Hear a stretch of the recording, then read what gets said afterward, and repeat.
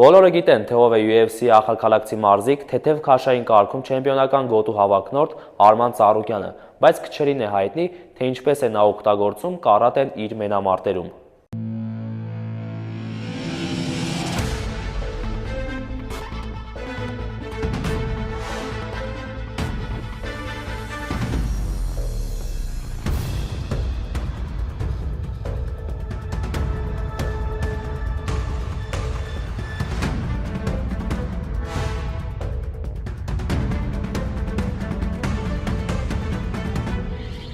Ես Սենսեյ Վլադն եմ և այսօր ուզում եմ ձեզ ներկայացնել, թե ինչպես է ճապոնական դասական մարտարվեստը կարատեն Արման Ծառուկյանը օգտագործում իր MMA-ի հմտությունները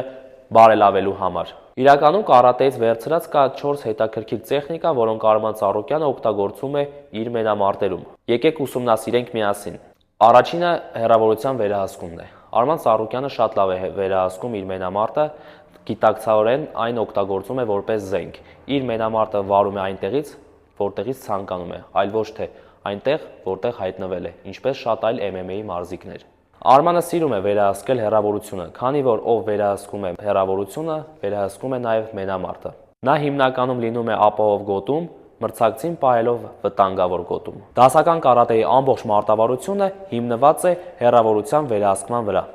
Երկրորդ կարատեի հմտությունը, որ Արման Ծառուկյանը օգտագործում է իր MMA-ի մենամարտում, դա նրա դիրքն է։ Եթե նրա դիրքը համեմատենք MMA-ի այլ մարզիկների դիրքերի հետ, կնկատենք, որ նա չունի բռնցքամարտային կամ ըմբշամարտային դիրք, կախված իրենց նախկին սպորտաձևից։ Նա հիմնականում իր կոնքերը պահում է 45 աստիճան անկյան տակ, ոչ թե ուղիղ դիմաց։ Նրա քաշը կենտրոնացված է, գրեթե 50-50 բաշխված է երկու ոտքերի վրա։ Այն ապահովում է կայունություն և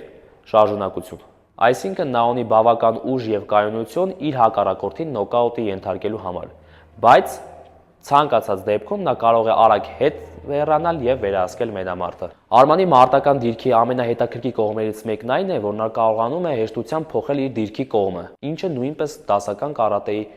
տեխնիկա է։ Եթե ուզում ես ունենալ պաշտպանական տեխնիկա, քո ուժեղ կողմը պահում ես դեպի հետ, իսկ եթե հարձակողական, ապա ավելի առաջ։ Ցանկացած պահի դիրքի կողմի փոփոխության ունակությունը տալիս է մարզիկներին այնպիսի ազատություն, որոնք շատ քչերն ունեն։ Բայց չմոռանանք նաև ձեռքերի մասին։ Տեսեք, թե որքան ազատ է Արման Ծառուկյանը օգտագործում իր ձեռքերը, քանի որ նա գիտի իր ոտքերը ցանկացած պահի դուրս կհանեն նրան վտանգից։ Նրա հույսը ձեռքերը չեն պաշտպանվելու կամ փակվելու համար։ Նա օգտագործում է իր ձեռքերը ցանկացած անկյունից հարձակվելու համար, եւ դա հենց կարատեի հմտություն է։ Երրորդ բանը, որ Արման Ծառուկյանը գողացել է կարատեից, դա նրա ոտքի հարվածներն են։ Արման Ծառուկյանը կարող է հարվածել ցանկացած պահի, ցանկացած անկյունից։ Նա սիրում է օգտագործել մավաշի գերի, կակատո գերի, հիզագերի։ Կարևորն այն է, որ շատ քիչ մարզիկներ ունեն այն շարժունակությունը, տեխնիկական գիտելիքները եւ պատրաստակամությունը այս հարվածները կատարելու համար, քանի որ դրանք համարվում են բարձր ռիսկային։ Այս ամենը համադրելով հեռավորության վերահսկման, դիրքերի եւ դրանց փոփոխման հետ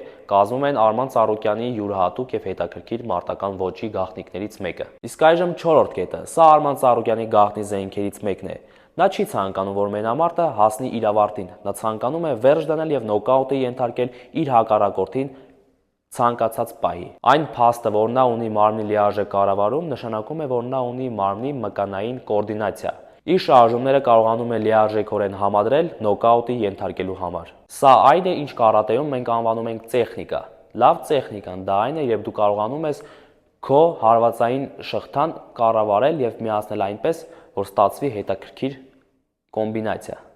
Այսինքն դու պետք է լինես շատ կենտրոնացած, տեսնելու քո հակառակորդի բացը եւ նոկաուտի ենթարկել հենց այդ պահին։ Երբեմն թվում է, որ նա շատ հանգիստ է իր մենամարտերում։ Իրականում հենց այդպես էլ կա։ Դա հանգիստ գոնություն է։ Սա նշանակում է, որ իր կենտրոնացումը նա չի կորցնում իր հակառակորդի վրայից։ Եվ հենց նա տեսնում է հնարավորությունը մեկ հարվածով նոկաուտ անելու համար, նա անում է։ Սրանք իմ կարծիքով կարատեի այն 4 հիմնական հմտություններն էին, որոնք Արման Ծառուկյանը օգտագործում է իր մենամարտերում։ Իսկ դուք ինչ եք կարծում, ինչպիսի հմտություններ է բացի սրանցից վերցրել Արման Ծառուկյանը։ Գրեք մեկնաբանություններում։